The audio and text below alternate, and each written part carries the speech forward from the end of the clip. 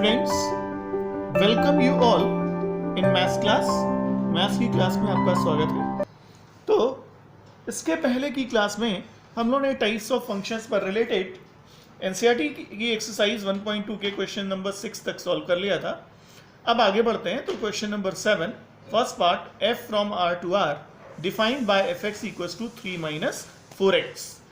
तो 3 minus 4x ये function यहाँ पर गिवन है। अब अगर इसे हमें 1 शो करना है तो हमें क्या करना होगा कि वी स्टार्ट विथ कि let x1 x2 belongs to domain r।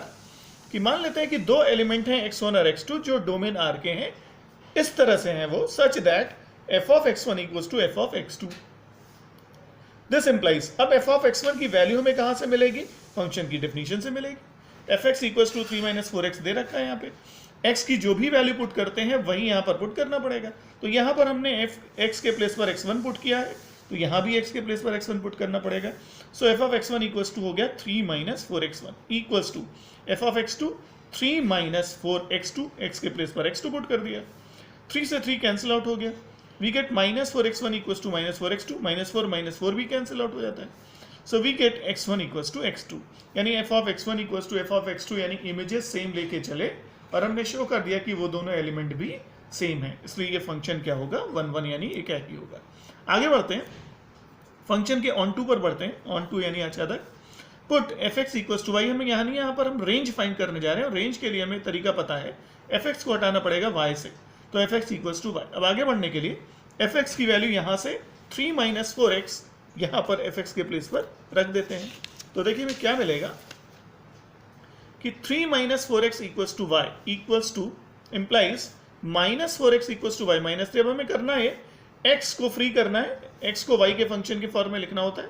तो x को एक एक स्टेप करके फ्री करते हैं। तो पहले 3 को राइट में शिफ्ट कर दिया, y minus 3, x equals to minus 4 से डिवाइड कर दिया, y माइनस 3 अपॉन माइनस 4। अब हम ये देखेंगे कि y की किन किन रियल वैल्यूज के लिए x डिफाइंड है। जिन रियल वैल्यूज की y के लिए x रियल होगा या डिफाइंड होगा वही इसकी रेंज बनेगी। तो अब ये देखते हैं हम, क्योंकि ये फंक्शन न्यूमरेटर अपॉन डिनोमिनेटर के फॉर्म का है और डिनोमिनेटर में माइनस 4 है, जो कभी भी y की किसी भी वैल्यू के लिए 0 नहीं हो सकता, यानी x is defined for every real y। तो अगर y रियल है तो हम लिख सकते हैं कि y बिलोंग्स टू r। इसका मतलब y जिसमें बिलोंग करता है वही फंक्शन की रेंज होती है, f बराबर r। यानी जो परिसर है फंक्शन का वो किसके इक्वल हो जाता है? r के। और अब हम देखते हैं, चेक करते हैं कोडोमेन जरा क्या थी यहाँ। तो फंक्शन की जो कोडोमेन थी, अगर फंक्शन की डेफिनेशन में देखें तो वो भी r ही थी, सेकेंड सेट। तो इसलिए हम कह सकते हैं कि चूंकि range f equals to codomain f,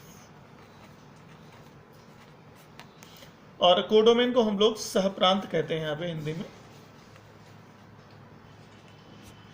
तो रेंज f और कोडोमेन f इक्वल हो गया, इसलिए ये फंक्शन ऑन टू है, यानी ये फलन आच्छादी फलन भी है। तो इस तरह से हम ये कह सकते हैं कि therefore f is a bijective function, यानी ये फंक्शन बाइजेक्टिव फंक्शन है। 1 1 और ऑन टू एकाकी और आच्छादी दोनों हैं। अब सेकेंड पार्ट देखते हैं इसका। तो second part is f from r to r defined by fx equals to 1 plus x square. यहां पर देखिए क्वाड्रेटिक फॉर्म में आ रहा है ये। तो ये पता है कि क्वाड्रेटिक का जो फॉर्म है या क्वाड्रेटिक फंक्शन का जो ग्राफ होता है वो पॉलिनोमियल है ये, और क्वाड्रेटिक का जो ग्राफ होता है वो पैराबोला टाइप का होता है, पैराबोलिक होता है। और उस पैराबोलिक कर्व हम देखते हैं कि वो फंक्शन 1 1 नहीं होता है, क्योंकि ग्राफिकल मेथड से आप देख सकते हैं कि एक्स एक्सिस के पैरेलल लाइन उसको 2 पॉइंट पे कट कर जाती है, इसलिए फंक्शन 1 1 नहीं होता है। तो ये फंक्शन 1 1 है नहीं। इसके लिए हम क्या करेंगे, हम काउंटर एग्जाम्पल से इसको शो कर सकते हैं। तो हम क्या करेंगे कि x1 इक्वल्स टू 3 ले लेते हैं और x2 इक्वल्स टू माइनस 3 ले लेते हैं। तो ये क्लियर है कि x1 और x2 इक्वल नहीं है, दोनों अलग अलग है। इनकी इमेजेस देखते हैं। f of x1 equals to f of 3। So अब यहाँ पे रखते हैं 3, यहाँ पे पुट करेंगे तो इधर भी 3 पुट करना होगा। 1 plus 3 square, so this is 1 plus 9 यानी 10। ऐसे ही f ऑफ x2 ले लेते हैं, so this will be f of -3।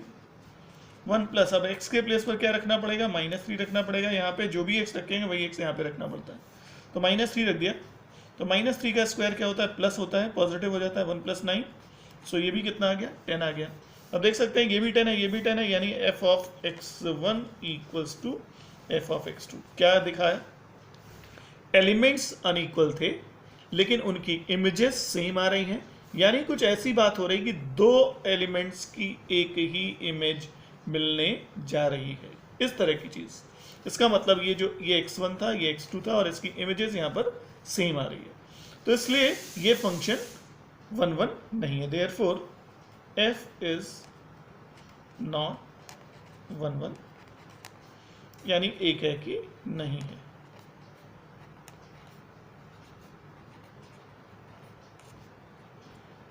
तो हिंदी मीडियम के स्टूडेंट्स भी ध्यान दें और इंग्लिश मीडियम के स्टूडेंट्स भी। बहुत ज़्यादा लैंग्वेज तो चूँकि मैथ्स में यूज़ नहीं होती है, तो थोड़ी बहुत चीज़ें हैं जो आप अगर सीख जाते हैं तो बहुत आसानी से कर सकते हैं, क्योंकि इक्वेशंस ही ज़्यादातर होते हैं। f इज़ नॉट 1 1, हिंदी में अगर लिखेंगे एक ही नहीं है, तो फंक्शन यहाँ पर 1 1 हमें नहीं मिलता है। ऑन टू पर आते हैं।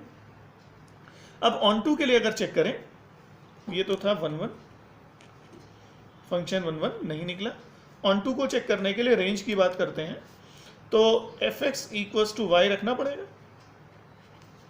अब देखते हैं जरा fx की वैल्यू पुट करके, 1 प्लस एक्स स्क्वायर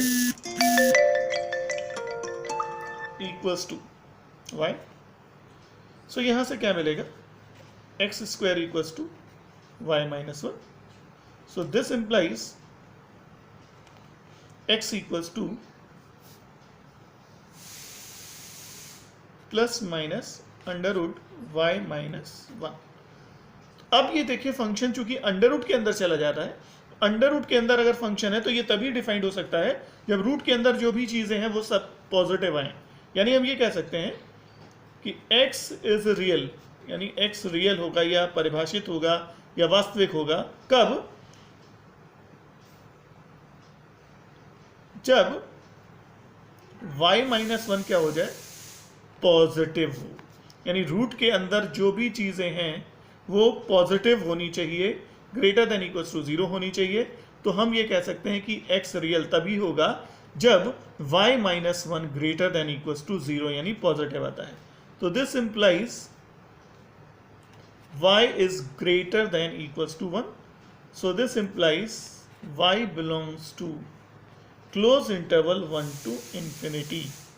इसका मतलब y जिस भी इंटरवल में बिलोंग करेगा वही उसकी रेंज होगी। तो रेंज f यानी परिसर क्या मिल गया हमें, 1 टू इंफिनिटी, जो कि देख सकते हैं ध्यान से कोडोमेन क्या है यहाँ पर R, जो कि कोडोमेन के इक्वल नहीं है। इसलिए हम ये कह सकते हैं therefore f is not onto, फलन आच्छादी नहीं है।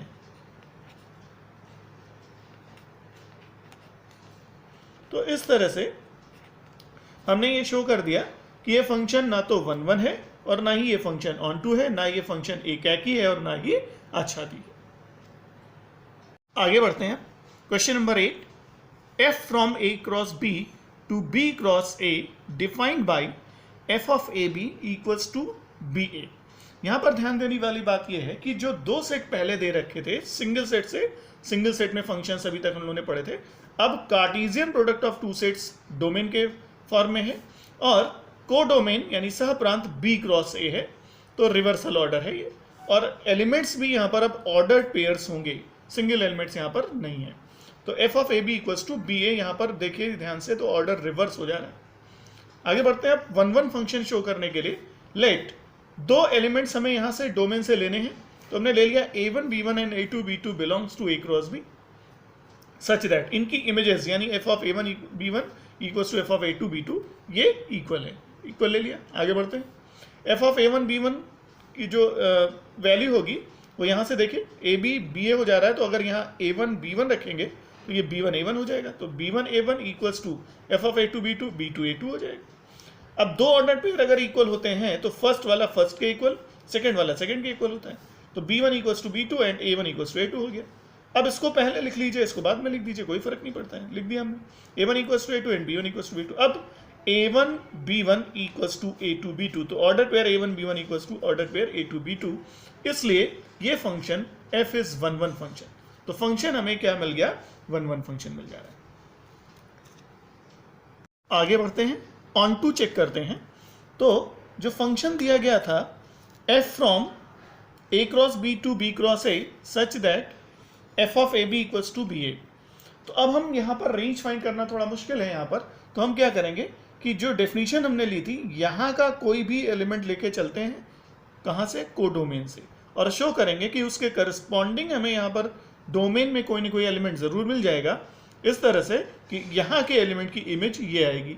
तो फिर हम क्या करते हैं कि एज्यूम कर लेते हैं कि let B8 belongs to this set B cross A, codomain का एक एलिमेंट ले लिया हमने, BA के फॉर्म का होगा, implies first element first set से, सेकंड एलिमेंट सेकंड सेट से, B belongs to A, A belongs to capital A हो जाएगा। दिस इम्प्लाइज, इसको रिवर्स कर देते हैं, A belongs to capital A and B belongs to capital B हो गया। This implies AB belongs to A cross B, यानी first element first set का, सेकंड एलिमेंट सेकंड सेट का।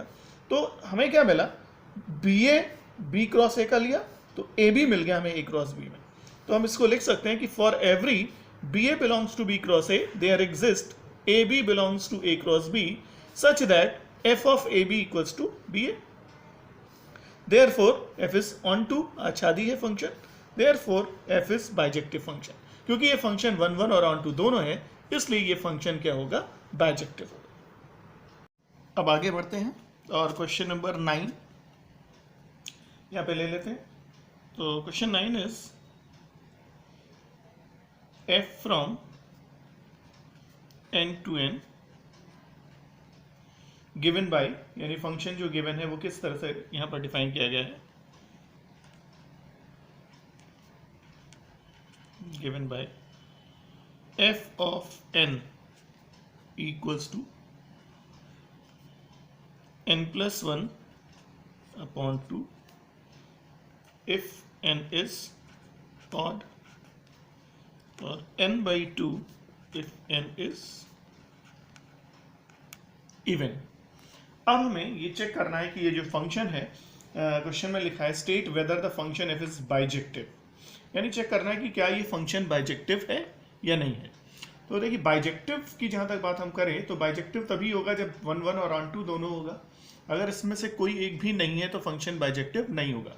तो first we check the 1 1 function, अगर 1 1 function नहीं है तो आगे हमें बढ़ने की जरूरत नहीं, हम कह सकते हैं कि फंक्शन बाइजेक्टिव नहीं होगा। लेकिन अगर 1 1 होगा तो फिर ऑन टू भी चेक करना पड़ेगा। तो चेक कर रहे हैं, देखते हैं पहले 1 1 फंक्शन के लिए। तो फॉर 1 1 यहां पर हम एग्जाम्पल के थ्रू एक ले लेते हैं। Suppose n1 equals to 2। अब अगर हम n1 2 ले लेते हैं तो 2 इज इवन, ये इवन है। तो अब इसकी इमेज लेकर के देखते हैं कि क्या होगी। This implies f of n1 equals to f of 2। अब डेफिनेशन पर आते हैं तो देखिए अगर n इवन है तो ये वाली डेफिनेशन यूज करनी पड़ेगी। तो चूंकि n1 इक्वल्स टू 2 इवन है इसलिए इवन की डेफिनेशन ये यूज कर लेते हैं। तो n के प्लेस पर 2 रखना पड़ेगा, तो 2/2 दिस इज 1, ये मिल गया। तो अब n2 ले लेते हैं, n2 1 ले लेते हैं, तो 1 इज ऑड, तो इसकी इमेज फाइंड कर लेते हैं f ऑफ n2। so, इस बार ये f ऑफ 1 आ जाएगा। अब 1 चूंकि ऑड है तो ऑड की डेफिनेशन ये दे रखी है, यहाँ पर n की वैल्यू पुट कर लेते हैं। तो 1 plus 1 upon 2 this is also 2/2 यानी कि 1। तो अब देख सकते हैं कि n1 और n2 दोनों अनइक्वल हैं, n1 और n2 इक्वल नहीं है, बट लेकिन f of n1 equals to f of n2। n1 की इमेज और n2 की इमेज सेम आ रही है, तो क्या मिल रहा है फिर इसका मतलब दो ऐसे डिफरेंट एलिमेंट जिनकी इमेज सेम हो गई, इसलिए f इज नॉट 1 1, फंक्शन एक है कि नहीं है। इसका मतलब ये हुआ कि function f is not bijective, function bijective भी नहीं होगा। लेकिन अगर हम ऑन टू भी चेक करना चाहें तो हम आसानी से चेक करते हैं, और फंक्शन ये जो है this is onto function, और इसको अब हम कैसे प्रूव करने जा रहे हैं कि ये फंक्शन ऑन टू होगा, तो देखते हैं इसको हम लोग ऑन टू कैसे प्रूव करेंगे।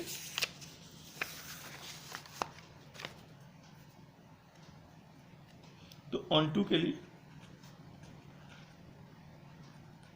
लेट, फिर से देखें जो फंक्शन था, ये जरूर इंपॉर्टेंट पॉइंट है कि फंक्शन कहां से कहां डिफाइन किया गया है, एन टू एन। तो एन टू एन का मतलब ये भी सेट ऑफ नेचुरल नंबर, ये भी set of natural number, codomain है ये। यहाँ के हर एक एलिमेंट के लिए यहाँ पर कोई ना कोई प्री इमेज मिलनी चाहिए। तो यहाँ से हम एक एलिमेंट यहाँ से लेके चलते हैं कि let n belongs to codomain n. यहाँ पर कोडोमेन लिखना जरूरी है क्योंकि सेकंड सेट और फर्स्ट सेट दोनों इक्वल है, डोमेन और कोडोमेन, इसलिए आपको एन यहाँ से लेना है, हम एलिमेंट यहाँ से ले रहे हैं। तो n belongs to codomain n. अब ये एन कुछ भी हो, डेफिनेटली 2n क्या होगा, 2n हमेशा इवन होगा। इस बात को ध्यान दें क्योंकि यहां पर 2n के फॉर्म का कोई भी नंबर जो होगा वो हमेशा क्या होगा, इवन होगा। n अगर आप एग्जांपल के थ्रू देख सकते हैं, अगर हमने मान सपोज कि n इक्वल्स टू 3 है तो 3 टू द 6 इवन हो जाएगा। अगर n आपने इवन ही ले रखा है, 4 ले रखा है, तो 4 टू द 8 तो इवन होना ही होना है। इसका मतलब 2n इज ऑलवेज इवन।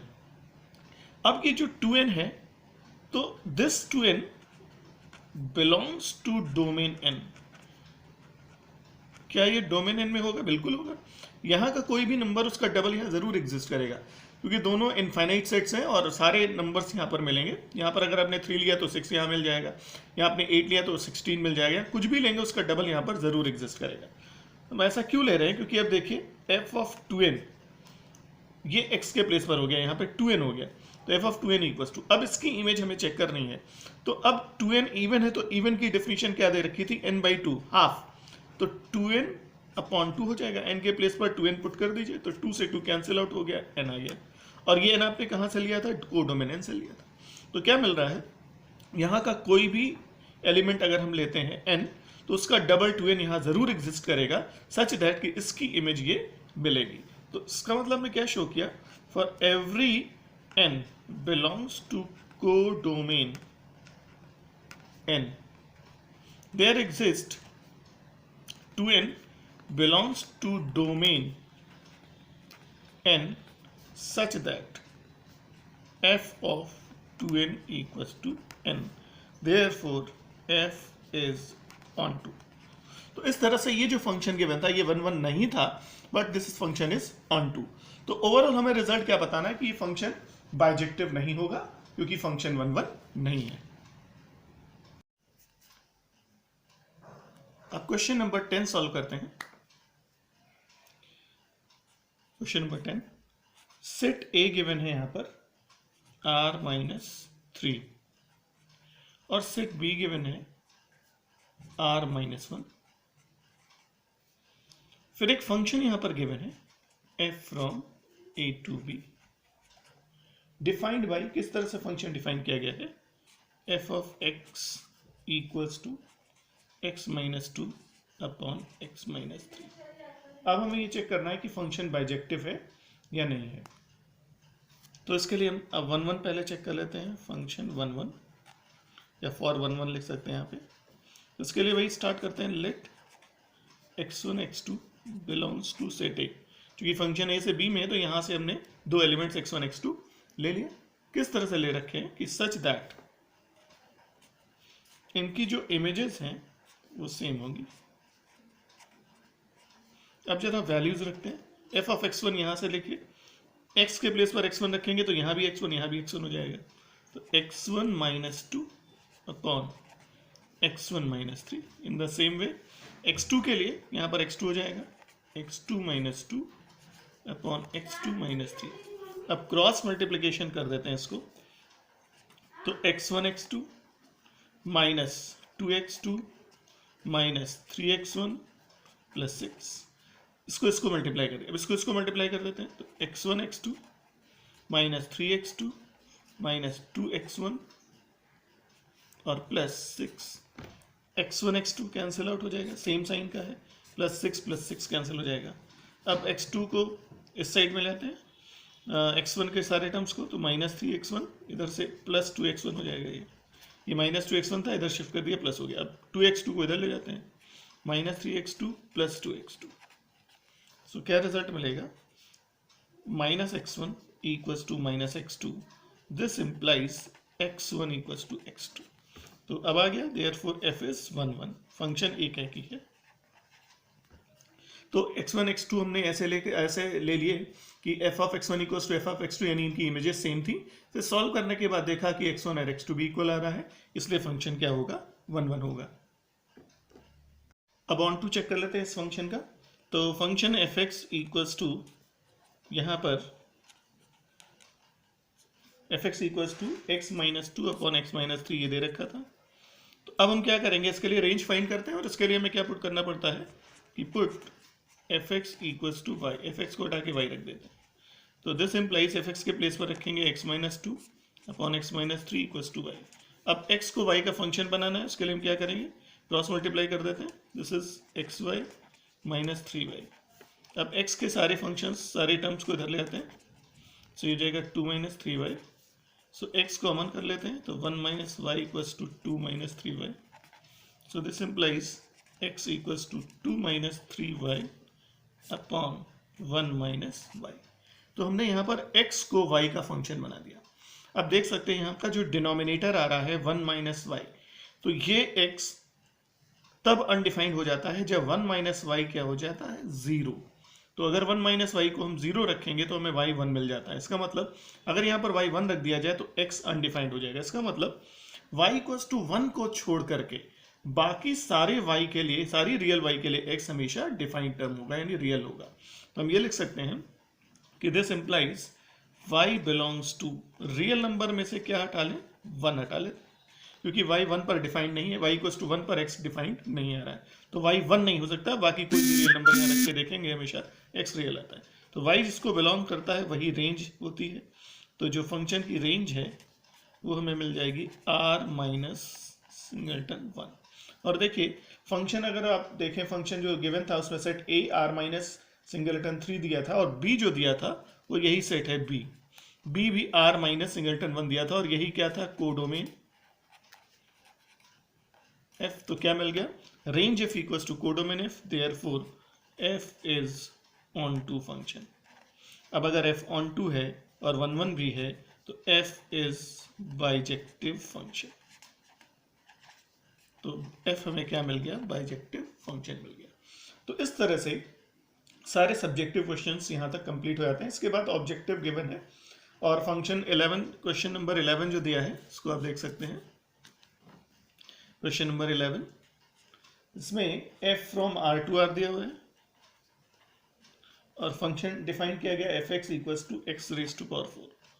अब हमें ये चूज करना है कि फंक्शन a पार्ट में दिया है f is 1 1 on 2, b part में दिया हुआ है f is many 1 on 2,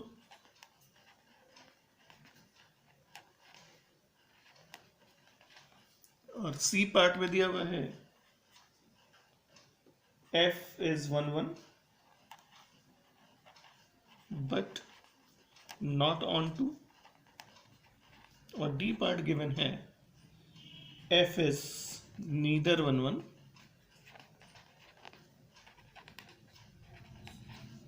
nor on 2। तो इस फंक्शन को चूंकि पावर x की 4 गिवन है जो कि इवन नंबर है, तो इसका नेचर काफी कुछ x स्क्वायर यानी फंक्शन क्वाड्रेटिक की तरह से होगा अगर f(x equals to x square ले लिया जाए। और वहां पर हम लोगों ने देखा था कि x स्क्वायर जो फंक्शन था वो r से r में ना तो 1 1 था और ना ही ऑन 2 था, क्योंकि अगर हम x1 की वैल्यू +2 ले लेते हैं जैसे, चेक कर सकते हैं यहाँ पे। अगर x1 हम लोगों ने ले लिया 2, तो f ऑफ 2 क्या मिलेगा, 2 की पावर 4 16 आ जाएगा। और अगर f ऑफ -2 आप देखिए, x2 इक्वल्स टू 2 ले लीजिए, -2 ले लीजिए, तो f ऑफ -2, तो -2 की पावर 4 आया ये, तो ये भी क्या आ जाएगा 16। तो दोनों की इमेजेस यहाँ से सेम हो गई। तो f ऑफ 2 और f ऑफ -2 सेम आ रहा है, 16 आ रहा है, लेकिन ये दोनों अनइक्वल हैं, इसलिए f इज नॉट 1 1, फंक्शन 1 1 नहीं है। ऑन टू भी देख सकते हैं कि ऑन टू यहाँ नहीं है, इस वाले सेट को डोमेन से मैं कोई भी एलिमेंट ले लें और यहाँ पर कोई एग्जिस्ट करना चाहिए। तो अगर हम यहाँ से कोई वैल्यू ले लेते हैं, सपोज हमने को डोमेन से एक एलिमेंट ले लिया y इक्वल्स टू 2, तो हमें fx इक्वल्स टू y मिलना चाहिए था। इसका मतलब x की power 4 equals to 2, y equals to -2, negative ले लीजिए, y equals to -2, x equals to -2। तो अब इसको हम कह सकते हैं कि x की पावर 4 इक्वल्स टू -2, क्या ये पॉसिबल है? बिल्कुल नहीं पॉसिबल है, क्योंकि x की पावर 4 से जो भी नंबर आता है वो हमेशा पॉजिटिव आता है। यहाँ पर नेगेटिव मिल रहा है, इसलिए ये फंक्शन x एग्जिस्ट नहीं करेगा, x रियल नहीं होगा, इसलिए ये फंक्शन ऑन टू भी नहीं होगा। तो function f is neither 1 1 nor onto, यानी D option is correct option.